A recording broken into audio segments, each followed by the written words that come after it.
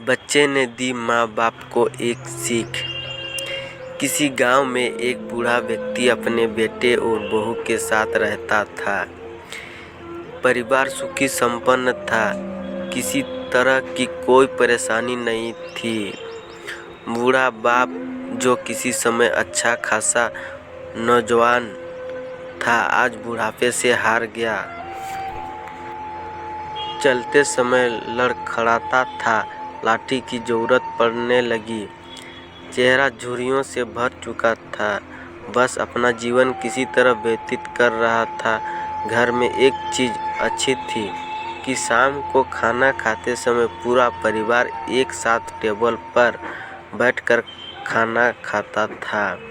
एक दिन ऐसे ही शाम को जब सारे लोग खाना खाने बैठे, बेटा ऑफिस से आया था, भूख ज़्यादा थी, सो जल्दी से खाना खाने बैठ गया और साथ में बहू और उसका एक बेटा भी खाने लगे। बूढ़े हाथ जैसी ही थाली उठाने को हुई, थाली हाथ से छिटक गई, थोड़ी दाल टेबल पे गिर गई। बहू बेटे ने घृणा दृष्टि से पिता की ओर देखा और फिर से अपना खाने में लग गए। बूढ़े पिता ने जैसे ही अपने हिलते हाथों से खाना खाना शुरू किया तो खाना कभी कपड़ों पे गिरता, कभी जमीन पर। बहुत चिढ़ते हुए कहा, हे राम, कितनी गंदी तरह से खाते हैं, मन करता है इनकी थाली किसी अलग कोने में लगवा देते हैं। बेटे ने भी ऐसे सिर हिलाया जैसे पत्नी की बात से सहमत हो।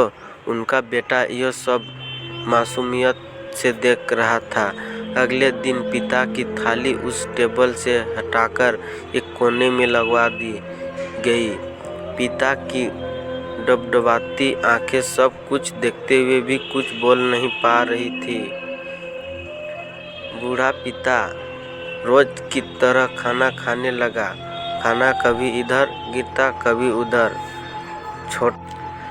बच्चा अपना खाना छोड़कर लगातार अपने दादा की तरफ देख रहा था। माँ ने पूछा, क्या हुआ बेटे, तुम दादाजी की तरफ क्या देख रहे हो और खाना क्यों नहीं खा रहे? बच्चा बड़ी मासूमियत से बोला, माँ, मैं सीख रहा हूँ कि वृद्धों के साथ कैसा व्यवहार करना चाहिए। जब मैं बड़ा हो जाऊँगा और आप लोग बूढ़े हो जाओगे तो मैं भी आपको इसी तरह कोने में खाना खिलाया करूँगा। बच्चे के मुंह से ऐसा सुनते ही बेटे और बहू दोनों काँप उठे। शायद बच्चे की बात उनके मन में बैठ गई थी, क्योंकि बच्चा ने मासूमियत के साथ एक बहुत बड़ा सबक दोनों लोगों को दिया था। बेटे ने जल्दी से आगे बढ़कर पिता को उठाया और वापस टेबल पे खाने के लिए बिठाया, और बहू भी भागकर पानी का गिलास लेकर आई कि पिताजी को कोई तकलीफ ना हो। इस कहानी से शिक्षा मिलती है कि माँ बाप इस दुनिया की सबसे बड़ी पूंजी है।